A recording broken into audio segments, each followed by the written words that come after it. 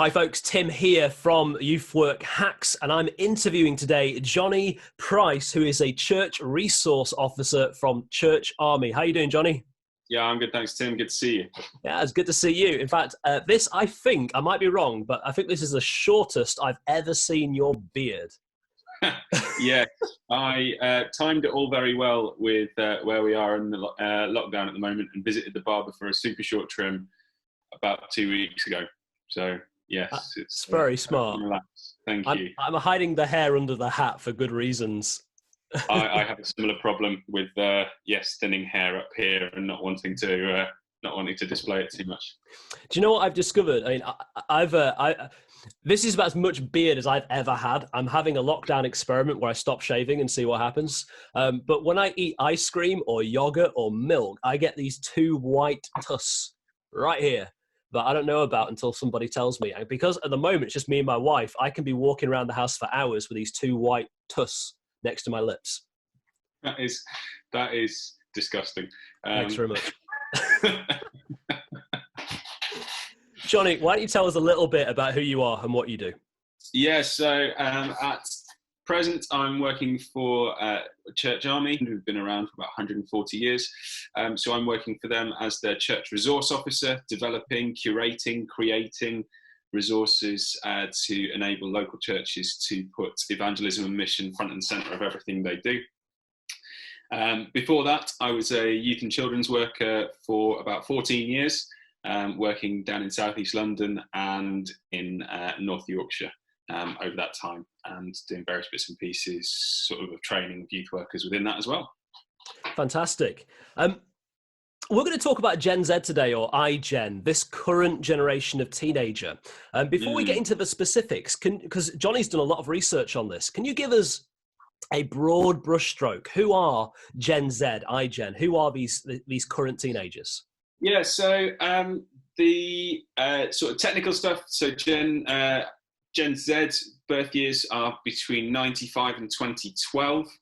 So they range at the moment from between 24 and 8. So quite a broad age range at the moment. And yeah, as we say, those current teenagers, current young people that we're working with are in there. And generally, they are... it's a tricky thing with generations about how do you group these people together? What is it that makes this cohort distinct? And it's about looking at what significant societal change have these group of people shared between them. And so looking at Gen Z, they are the first properly digital generation. So, millennials remember a time pre-internet. Gen Z, no, they don't remember really a time pre-internet, have had access to smartphones for about as long as they've been around, are used to that, being very connected to all the people around them. And there's various other distinct things as well, which we'll talk about in a moment. But, generally the broad brushstrokes, that's what gathers Gen Z into a cohort. That's interesting, because I just thought, with the age range you've just painted out there, that means that Gen Z could be in your youth group, in your children's work, and part of your team as well. Yeah. I think one of the things we often forget about with generations is that they're not at a specific stage of life all at the same time. You look at millennials, and millennials are ranging from being in their sort of mid-late 20s through to their early 40s. And if you think about the change of life that those people have sort of between them, they have significantly different experiences. But the thing that ties them together is their values. So the same way Gen Z, they have very different specific life experiences, but when we're talking about generation, it's the values, the way they approach things, the lens through which they see the world that draws them together. Yeah, that's really helpful, because I think about, I'm a millennial, you're a millennial, and so we were brought up in a period of economic boom, and the Gen Z people were all brought up during recession and crash and poor markets and things, and those perspectives can really change a lot of how we view what we do. Yeah, it's really interesting that the general approach of millennials and the general view that millennials have of life is mostly optimistic. So, actually things might be a bit rough. Things might seem a bit rough, but actually they will get better. Okay. And there's this general optimism to the way that millennials view the world, and possibly a slight idealism and a general naivety of, well, it can't be as bad as it seems. Mm-hmm. Whereas Gen Z are much more cynical. As you say, the economic crash of 2008 it shaped the way that they perceive the culture around them. It's the sort of the water they've been swimming in, and so there's a general cynicism that comes with that that then seeps through into the way they see lots of other things. Yeah. Well, we're already starting to get into specifics. So can you give us one or two more? What are some of the specific traits, the markers that would reveal a Gen Z person if you weren't looking at their age? Yeah, so as you said, the first thing is cynicism, and cynicism about all sorts of things. So they will see institutions and companies as being out to serve themselves. And everything is done to promote themselves, to grow themselves, to gather people to themselves, and to get money off them, essentially. So there's a real cynicism about the way that everyone approaches the world, really. The way they see it, they are really quite disconnected from wider society. Subculture is now culture, essentially. So every group of young people will have its own specific culture, its own specific in-jokes, its own specific language and shorthand that it uses with one another, that then can seem indecipherable to those outside. Okay. But alongside that, they have a strange nostalgia for a lost society that they have never experienced. So they and their grandparents use the same sort of language to talk about the way society and community has changed. That's interesting. Yeah. They both hark back to a sort of a golden age of community where people looked out for one another and looked after them, people were generally caught in this communal safety net that's no longer there. But sort of within that disconnection, they will quite actively move to new areas of or new spaces where they can have their own community separate to general society. So what they've seen quite a lot is that young people, it's not new. Young people are blamed for the ills of society. They become this sort of group of people who we can just say, "Oh, look how rubbish everything is getting now," and these are the people who we see it in the most sort of concentrated form. And that's happened to them, and they've gone, "Well, fine. If that's what you think, we'll go off and do our own thing." And so the way they move from social media platform to social media platform as older generations discover those social media platforms is a sign of that. Right. And then the third sort of the third really defining characteristic of them is their hyper individuality. But it's a very interesting beast, this hyper individuality. So, as young people grow, the emphasis is on them to find out who they are, what is their identity, who did they say they are. And when, say, we were teenagers, we were sort of left to our own devices to do that and to find out, who is Jonny, who is Tim. Yeah. Whereas Gen Z now have this plethora of identity labels to put on themselves. So it's not only finding out who they are and what their individual characteristics and their individual personality are, it's, okay, then so how do I label that so wider society can understand who I am? Right, so it's a translational part of that as well. It's these labels that I can feel validated by, but also will help communicate to people around me how I want them to view me. Yeah, and there's sort of a weird pressure that comes with that, because it's no longer just explore who you are, just decide who you are, just find who you are. Yeah. It's find who you are and then broadcast that. Yeah. Let's draw that out a little bit more, if that's okay, because we've already talked a little bit about, look, they're not millennials. And this seems to be still a problem in training, that people talk about how to reach millennials as if that's who teenagers are. And you've just given me very distinct things that you couldn't attribute easily to millennials. Can you draw that out a little bit more? What is the real differences between a millennial and a Gen Z person? I think, we've already touched on it, that the real difference is down to their general worldview, their general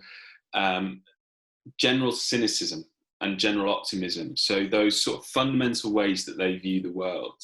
And because millennials have grown up in a time where things seem to get suddenly and noticeably worse. So, there's this thing going on around at the moment that essentially millennials have become, when they became teenagers, the world was defined by a global terrorist event.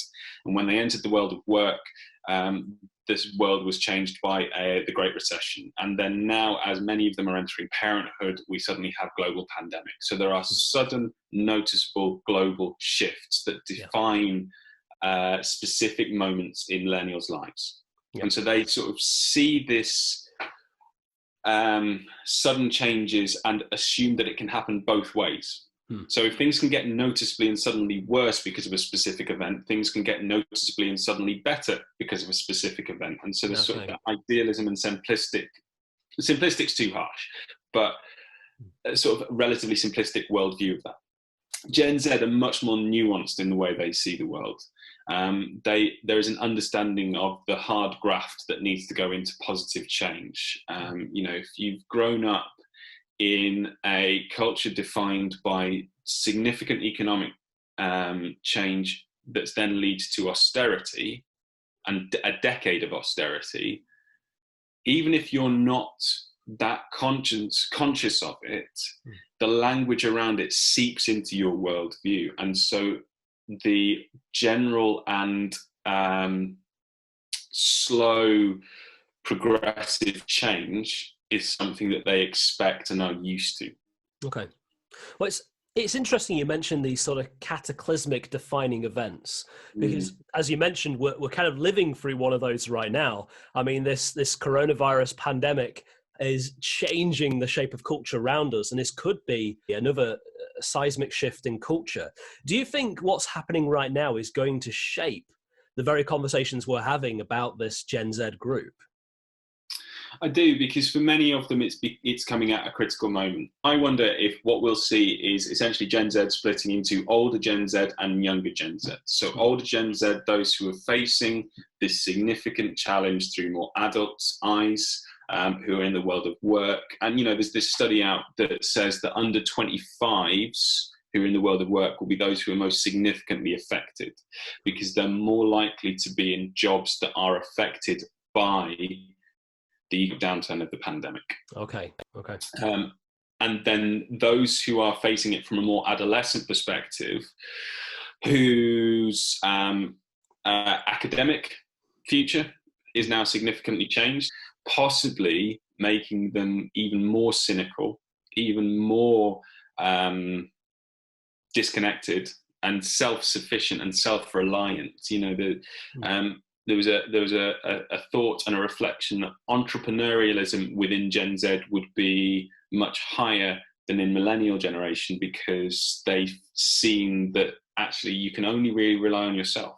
And so why would you want a boss who's going to lay you off when you could have your own business? And whether this will mean that we see that sort of entrepreneurialism then balloon more and more, because the traditional routes into the world of work have been changed by this. Well, that's interesting. And I'm guessing as well that a Gen Z young person would go through a lot more jobs and spend more time unemployed than generations previously. So whereas I think a millennial went through something like 15 jobs in their life, but didn't really experience much unemployment between those things, whereas a Gen Z person could have 25, 30 jobs in their lifetime and significant portions between those jobs where they weren't working. Yeah, and I think there's a slight there's a shift in the way that work is being viewed. Within boomers and Gen X, there was this idea that you express your identity through your work. And your work is a key part of your identity. And then millennials had this sort of very aspirational attitude to work, where ideally it would be nice if it was something you enjoyed doing, if it was something that you were able to fulfill a purpose through. But that's less important than actually, we need to pay the bills. Yeah. and then with Gen Z seeing the connection between identity and work being sort of pared back even more, so that essentially work becomes the necessary thing that you have to do to be able to do the things that form your identity. So I just think whether we're seeing sort of the world of work and the work of the world of work and the world of personality split even more, and become less connected, and that this pandemic will promote that further. Yeah, that's really interesting, especially that split between work and personal identities. Do you know, Jonny and I can abstract conversation for hours, and we have. But I'm conscious that actually there's a lot of youth workers watching this. And as youth workers, we want to know what to do. We want to know, okay, this is who they are. Got that. Tick. How do we actually do the stuff in a way? Because I think as youth workers, the risk that we have is just doing stuff that we would have liked when we were teenagers, which won't work because they're not millennials. So what are some practical things that we can do with particularly young people who are Gen Z in our groups? Yeah, I think one of the things we're really served by is the nuanced worldview that Gen Z automatically have. So they do not see the world in black and white, they see it in shades of grey. And I think that where Christian youth work needs to play catch up, because we have a very specific way generally of approaching the Bible. And we approach the Bible in a way that says, this is the passage we're going to look at, and this is the answer that we want the young people to come away with. Sure. And what that means is that our teaching of Scripture is about information transfer rather than exploration. And that doesn't make for very good exploration or conversation or really excitement at all. You know, if that's what we're doing, if I've got something that I want to, you know, if I've got an idea that I want you to take on board, I just need to persuade you of it. You're not a conversation partner in that. You are simply a subject for me to talk at. Okay. This allows us to open up the conversation around Scripture and to have a much more imaginative, nuanced, interesting view of it. Now, it doesn't mean that anything goes. It doesn't mean any interpretation goes. Yep. There are parameters within which we need to interpret. But it does mean that we can have a much more active conversation and exploration of these ideas. You know, for example, the feeding of the 5,000.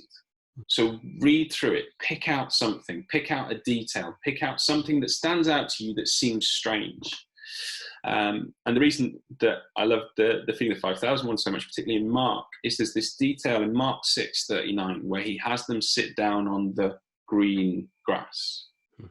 Why on earth does he mention the grass being green? Grass is green.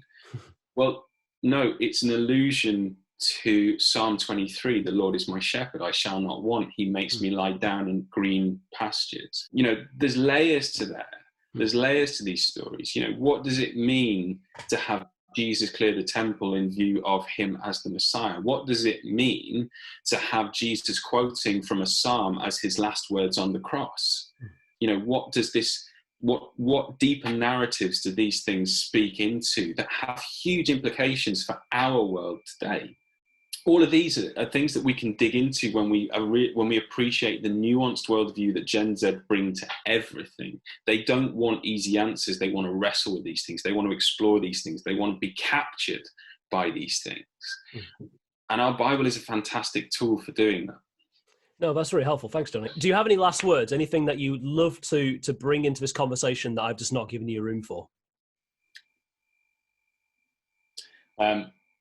Honestly, no. I think I've gone off on all the tangents I wanted to. There's one thing that I made a note of that I did want to bring up. So I've done some first-hand research with Gen Z on focus groups and their specific attitudes towards the Christian faith. And one of the things that came up time and time again was the fact that they find worldviews that are more complicated, more credible, or worldviews that are presented as more complicated as being more credible. So, for example, often the scientific and the Christian worldviews are held in counterpoint, which I have various problems with, but that's an issue for another time. Young people, when presented with those two choices, would always choose a scientific worldview because it was less easily understandable. They saw it as more credible because it was more complex. And I think that this teaches us something important, that, we have 2 millennia of Christian thought to draw on. We have many more millennia than that of Jewish thought to draw on in exploring our faith and working out where is God in the world, where is God active in the world. There's a huge complexity to Christian thought that often we don't draw on because we are scared of being too academic or too thoughtful or too complicated. Our young people are not scared of that. They're not worried about the complex. They want the complex because it gives them something to come back to time and time again. And for them to be able to say, I don't get it yet, is a really important thing. Oh, brilliant. Now, that's really, really helpful. And I personally like that because I like getting complex. I like getting into the nitty gritty. Jonny, this has been massively, massively helpful. I have no idea how I'm going to edit this down because this is all gold, but really, really appreciate your time. So Jonny, if people wanted to connect with you or the things that you're putting out at Church Army, how would they do that? Yeah, so if you head on to Church Army website, we're on Facebook, Twitter and Instagram as Church Army. All the stuff there, and we're putting out a load of stuff over the next few months to really help churches to put evangelism front and centre. So yeah, it'd be great to have more people connecting with us through those. Lovely. Jonny, thank you very, very much. It's been an absolute pleasure. Thanks, Tim.